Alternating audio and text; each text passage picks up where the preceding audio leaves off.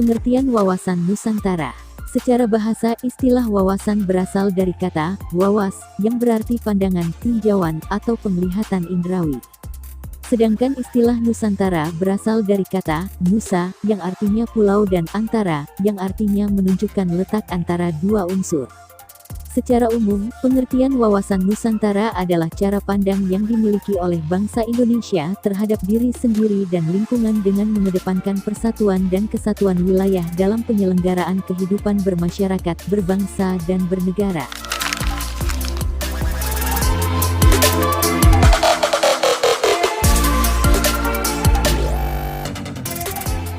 Terdapat dua landasan wawasan Nusantara. Yang pertama yaitu Pancasila, di mana Pancasila mencerminkan nilai-nilai keseimbangan, keserasian, keselarasan, persatuan dan kesatuan, kekeluargaan, kebersamaan, dan kearifan dalam membina kehidupan nasional. Kemudian yang kedua adalah UUD 1945 yang merupakan konstitusi dasar yang menjadi pedoman pokok dalam kehidupan bermasyarakat, berbangsa dan bernegara. Selanjutnya yaitu faktor-faktor yang mempengaruhi wawasan Nusantara yang terbagi menjadi 3 faktor, yaitu faktor geografi, faktor geopolitik, dan faktor geostrategi.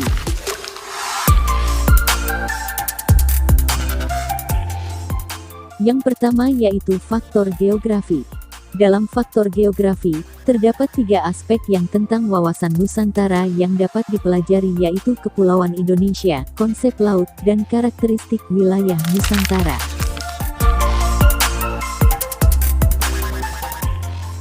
Yang pertama adalah aspek kepulauan. Indonesia memiliki pulau-pulau dengan berbagai ciri khas yang dimiliki masing-masing pulau sehingga dapat memperkaya wawasan Nusantara kita. Kedua, aspek konsep wilayah laut. Adapun konsep mengenai kepemilikan dan penggunaan wilayah laut dalam perkembangan hukum laut internasional antara lain, res nullius atau laut yang tidak ada yang memilikinya, res communis atau laut milik masyarakat dunia, mare liberum atau laut bebas untuk semua bangsa, mare clausum atau hanya laut sepanjang pantai yang dimiliki suatu negara sejauh yang dapat dikuasai dari darat kira-kira sejauh 3 mil, dan archipelagic state principles atau asas negara kepulauan. Adanya konsep hukum laut tersebut ditujukan agar terbentuk tertib dalam pemanfaatan laut dan sumber daya yang efisien dan adil, serta mempermudah untuk terjalinnya hubungan internasional. Yang ketiga, aspek karakteristik wilayah. Letak wilayah Indonesia berada di antara benua Asia dan Australia dan di antara Samudra Hindia dan Pasifik dapat mempengaruhi iklim di Indonesia, sehingga karakter dan kebiasaan dalam melaksanakan keberlangsungan kehidupan rentan memiliki keberagaman. Luas wilayah Indonesia sendiri, seluruhnya adalah 5.193.250 km persegi, yang terdiri dari daratan seluas 2.027.087 km persegi dan perairan seluas 3.166.163 km persegi.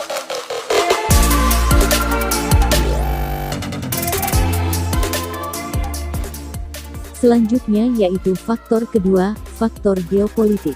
Menurut bahasa, geopolitik berasal dari kata geo, yang artinya bumi, dan politik artinya suatu rangkaian asas prinsip keadaan, jalan, cara, dan alat yang digunakan untuk mencapai tujuan tertentu yang dikehendaki. Dalam konteks negara Indonesia, secara umum geopolitik merupakan cara pandang dan sikap bangsa Indonesia mengenai diri, lingkungan, yang berwujud negara kepulauan berlandaskan Pancasila dan UUD 1945.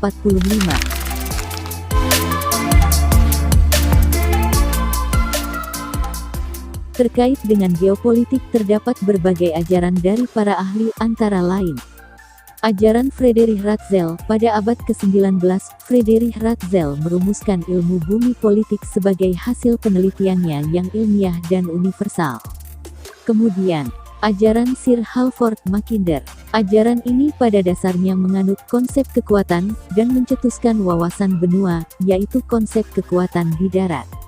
Ajaran Sir Walter Raleigh dan Alfred Thier Mahan. Ajaran ini memberikan gagasan, wawasan bahari, yaitu kekuatan lautan.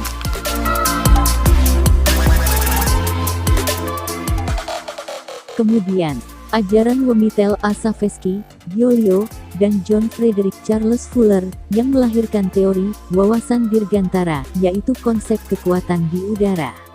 Ajaran Nicholas J. Speakman. Ajaran ini menghasilkan teori daerah batas Rimland, yaitu wawasan kombinasi yang menggabungkan kekuatan darat, laut, dan udara. Suatu wawasan dalam konsep geopolitik dibedakan menjadi 4 macam, yaitu 1. Wawasan benua. Wawasan ini dikemukakan oleh Sir Halford Mackinder tahun 1861 sampai tahun 1947 dan Karl Haushofer yang menerapkan konsep kekuatan darat. 2. Wawasan bahari. Tokoh yang mengemukakan wawasan ini adalah Sir Walter Raleigh tahun 1554 sampai tahun 1618 dan tokoh lainnya Alfred Thier Mahan tahun 1840 sampai tahun 1914 yang menerapkan konsep kekuatan laut.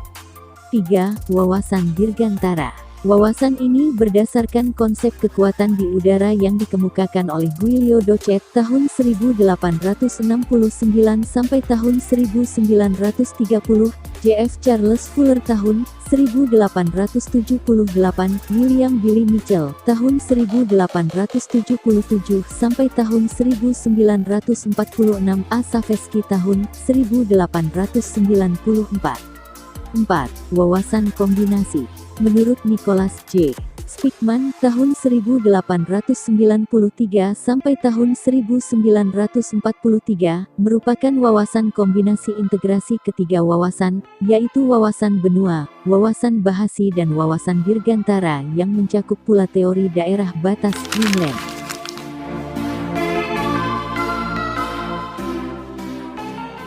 Kemudian yang terakhir yaitu faktor geostrategi. Geostrategi berasal dari kata geografi dan strategi.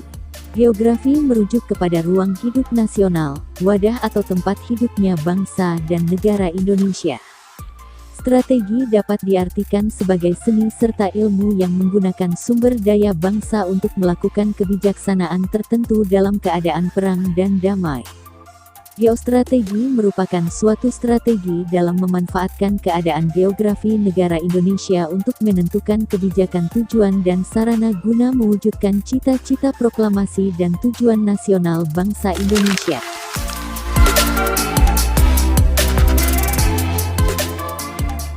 Konsep dasar dari geostrategi Indonesia adalah ketahanan nasional berdimensi astagatara. Artinya bahwa segenap kehidupan nasional yang sangat kompleks dipetakan secara sederhana, namun tetap dapat mencerminkan kehidupan nasional yang nyata. Astagatara meliputi Trigatara alamiah dan Pancagatara sosial. Trigatara alamiah terdiri dari geografi, wilayah, sumber kekayaan alam dan kependudukan. Sedangkan Pancagatara sosial terdiri dari ideologi, politik, ekonomi, sosial dan budaya, pertahanan dan keamanan yang disingkat menjadi Ipolexosbud Hankam. Sekian penjelasan dari kelompok kami tentang wawasan Nusantara. Terima kasih.